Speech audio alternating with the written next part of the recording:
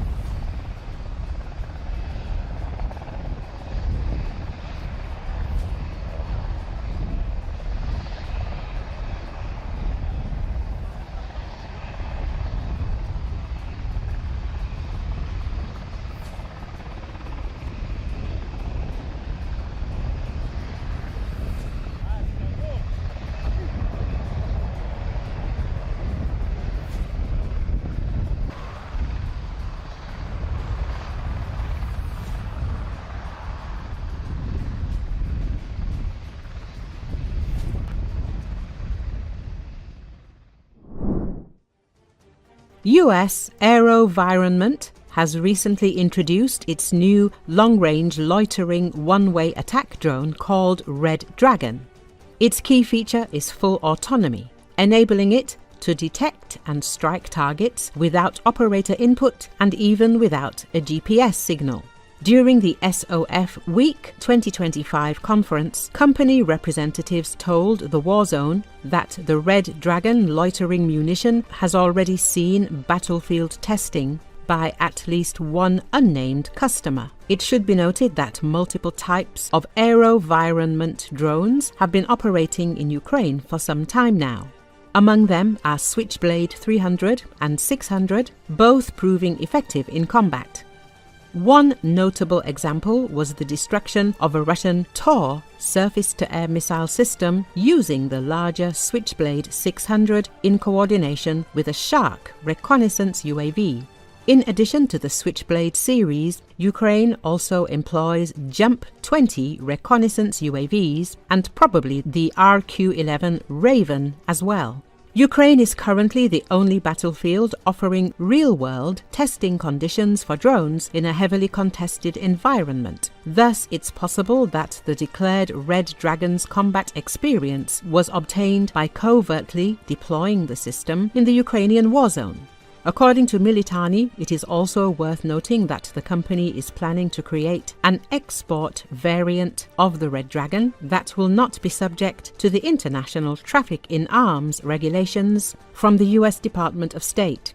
This will allow the company to avoid a ban on arms sales to Ukraine if Donald Trump's administration were to introduce one. Red Dragon's extensive autonomy is ensured by its visual navigation system and optical seeker, which allows the drone to continue performing tasks in the event of a GPS signal loss. It also significantly speeds up the training of operators as Red Dragon searches, identifies, and attacks independently.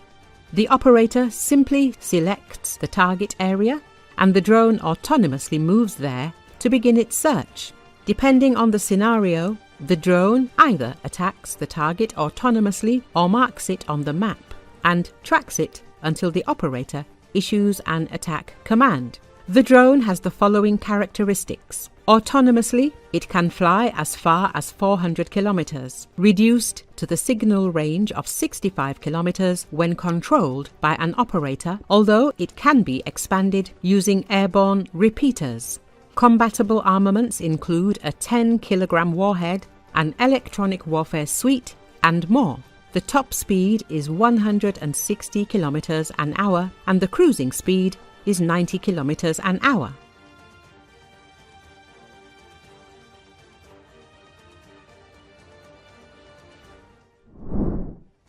The Russian army is trying unsuccessfully to dislodge the Ukrainian defense forces from the border area of Kursk Oblast. The village of Tetkino remains under the control of the Ukrainian armed forces. This was reported by the Russian Z Resource Northern Channel, associated with the Russian armed forces. According to him, Russian units are suffering heavy losses in an attempt to push the Ukrainian armed forces back beyond the border. In a few days, the Ukrainians were able to build fortified positions in the settlement that are beyond the capabilities of the Russian army.